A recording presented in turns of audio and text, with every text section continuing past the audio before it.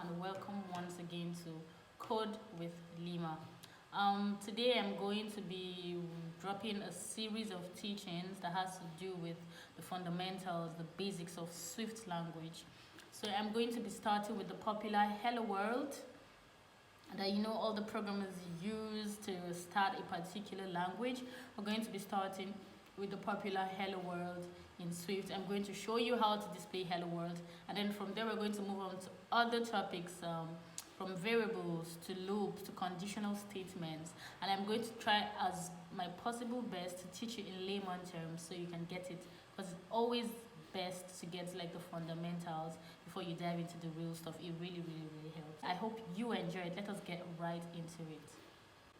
Okay, so the first thing you want to do is you want to go to a link I'm going to drop in my description below called online.swiftplayground.run. I'm going to drop it in my description below. So please go there. It is an online Swift playground where you can write, simple Swift codes and check their outputs and whatnot, where you can practice Swift. So you don't necessarily need your Xcode to do this. So I'm not going to be using my Xcode for today. I'm going to be using my online Swift playground, and then as time goes on I'm going to move into my Xcode. I just want to show you that there's a place where you can practice Swift. This is what it looks like.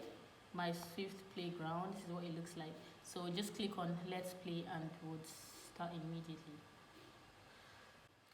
Oh, this is beautiful. The first thing I'm seeing when I open my online Swift playground, I'm sure you can all see it, is Hello World. Print Hello World. So this is a syntax you can use to print something onto your console.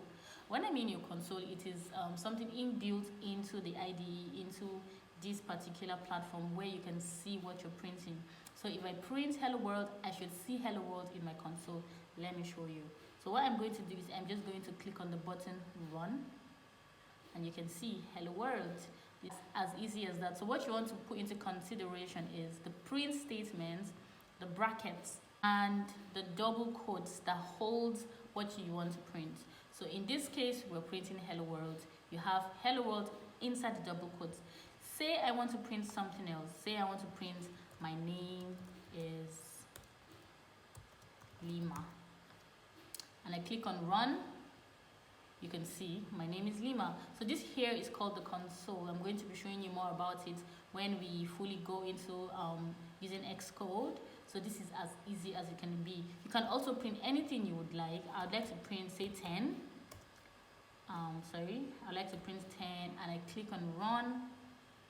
You get 10. But I'd like to show you something else as well. You can print a number. And when you print a number in Swift, it's called an integer.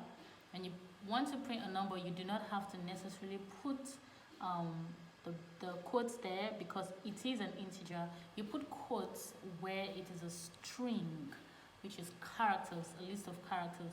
We don't have to dive into all that right now, but I just want you to know that when you want to print letters, you put them in a string.